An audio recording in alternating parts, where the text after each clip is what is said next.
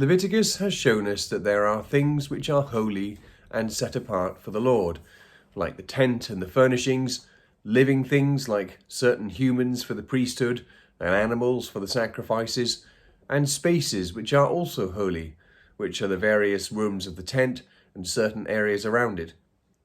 So we have people, objects, space, and the focus of this chapter, time. We already know that time can be holy because we've had the Sabbath explained in Exodus, and keeping it is one of the 10 commandments. We've also been through the details of the Passover and the following Feast of Unleavened Bread, and in Leviticus, the Great Day of Atonement. Here in chapter 23, the whole scheme is presented. One note to begin with is that there are some times which are fixed and some which are vague. A fixed date would be the Passover, which is on the 14th of Nisan, or the Day of Atonement, which is on the 10th day of Tishri. But vagary is introduced by the fact that the harvest would not necessarily begin or end on the same days each year. The first fruit ceremony in verses 9 to 14 comes the day after the Sabbath, and so will be reckoned differently each year. From this offering is counted 7 weeks till Pentecost, so that is not fixed either. Added to this is the confusing state of affairs regarding the year itself. The first month was Nisan, when Passover was to be celebrated.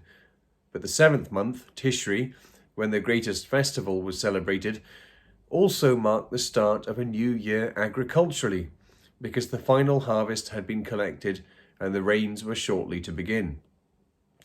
This is now when the Jews celebrated Rosh Hashanah, the new year, though it is not called this in the Bible. Although there were 7 major holy days of the year, there were 3 major pilgrim festivals, which everyone was supposed to attend. These were the Passover, Pentecost, and Tabernacles. Tabernacles was part of a complex of end-of-year celebrations. On the 1st of Tishri, there is the Festival of Trumpets, and then on the 10th comes the Great Day of Atonement, Yom Kippur, and then on the 15th, Tabernacles. With this, the entire harvest cycle is over, and the rains come. 2 more significant festivals will be added later, Purim, which comes from the book of Esther, and Hanukkah, which comes from the rededication of the temple by the Maccabees in between the Old and New Testament. There is a bit more repetition from Exodus in terms of setting up the sanctuary, in this case the lamp, also described as the bread arrangement. In pagan cultures, these would be seen as providing the daily needs of the god, but in Israel they symbolize the reverse. The lamp is the presence of God who blesses his people. The food is explicitly given to the priests, except the holocausts, and thus shows that it is God who gives food to his people, not the other way round. They benefit not because they give the God what he needs, but because God gives them what they need, namely security and provision, but first and foremost, forgiveness. The chapter ends discussing matters of justice.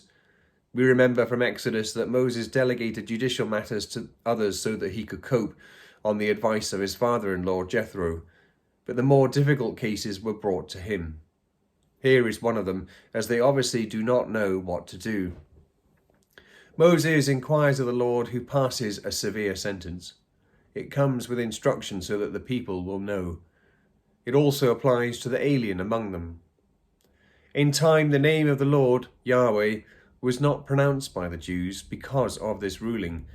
Even now, some Jews will not fully spell out the word God in English, and some will refer to him as Hashem, the name.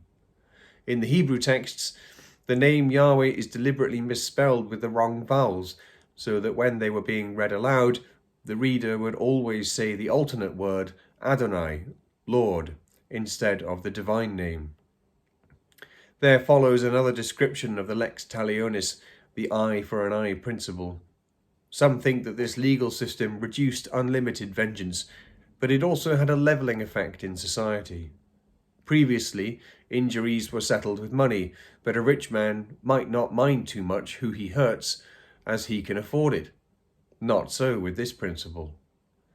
Again, it is stressed that these laws apply to the alien so that there is one law for all, as indeed there is one God for all. Violent as such sentences were, they were carried out by the community, specifically by the witnesses.